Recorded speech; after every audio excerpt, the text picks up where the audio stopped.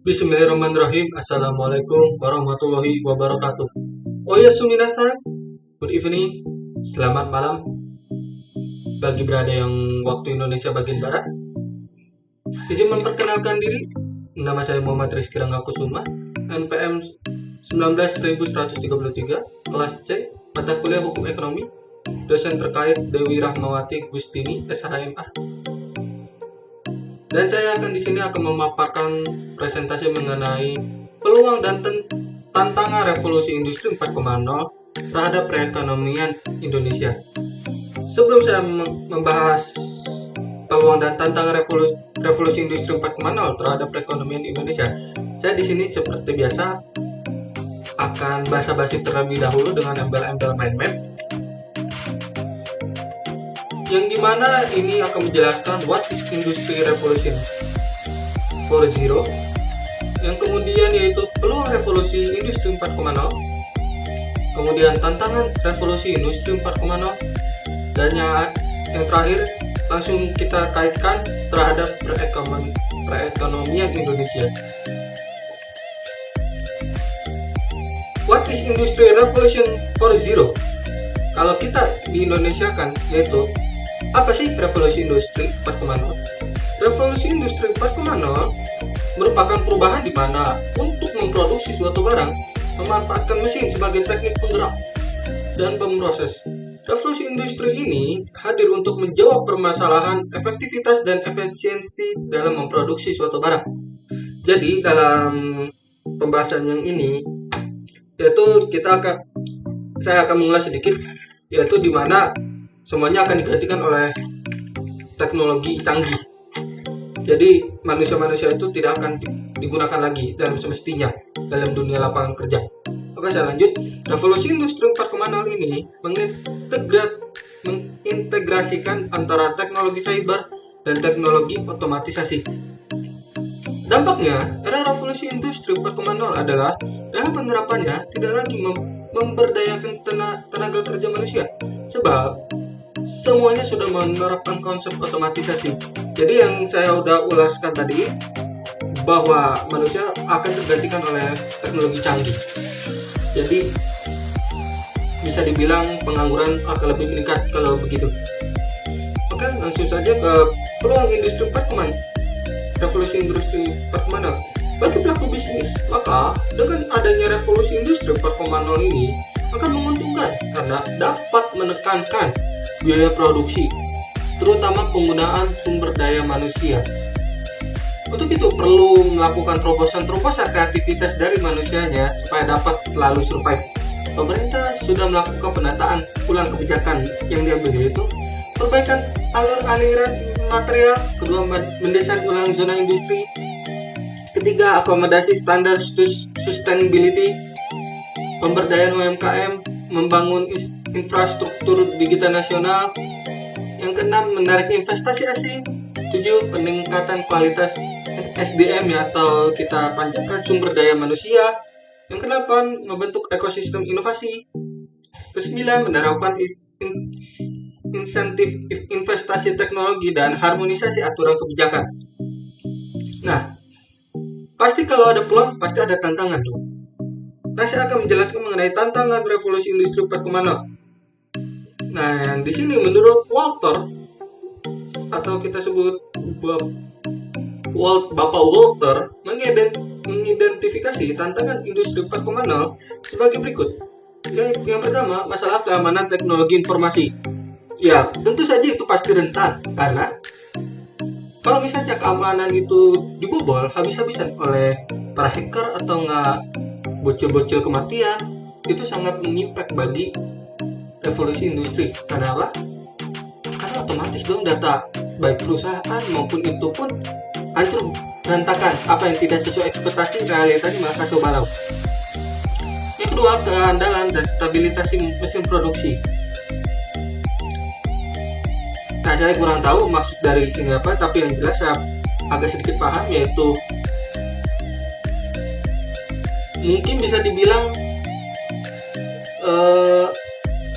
kalau misalnya cacat produksi meskipun mesinnya stabil, udah tetap cacat juga gitu.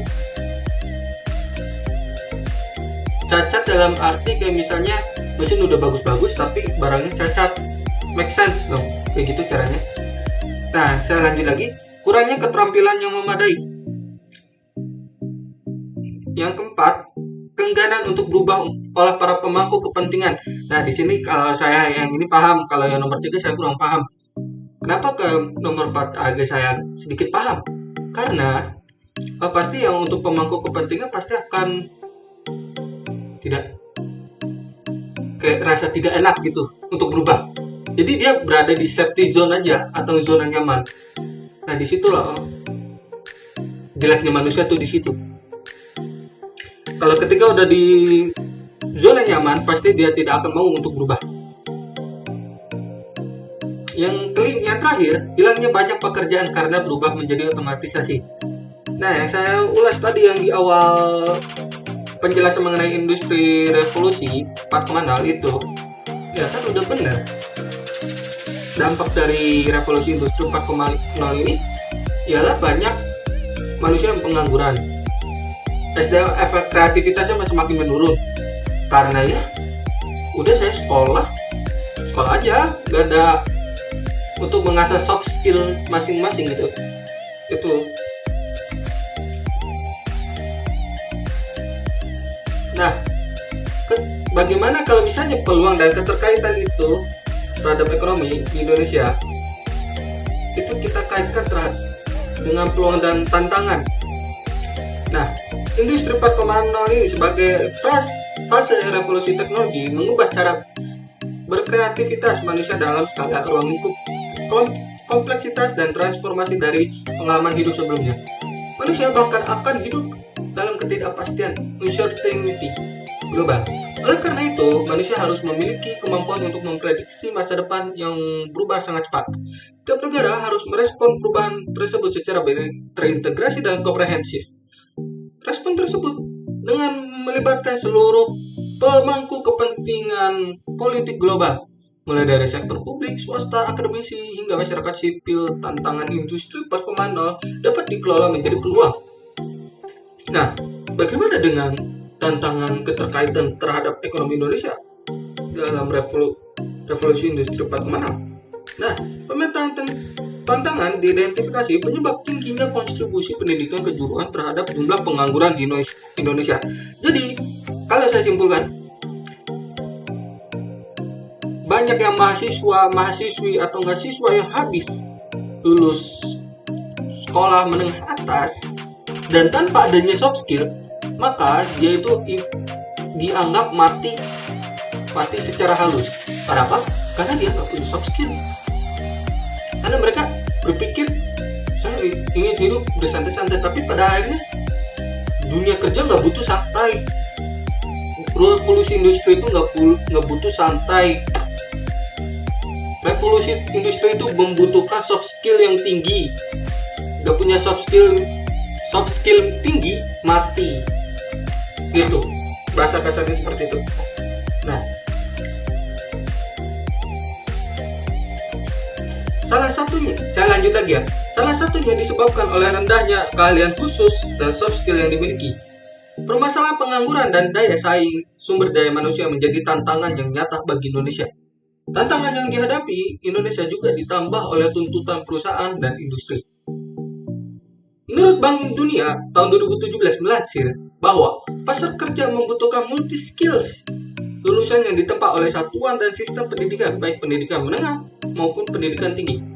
Jadi, pasar benar yang saya ucapkan tadi, bahwa revolusi industri 4.0 ini membutuhkan orang yang memiliki soft skill yang berada tingkatan multi talenta.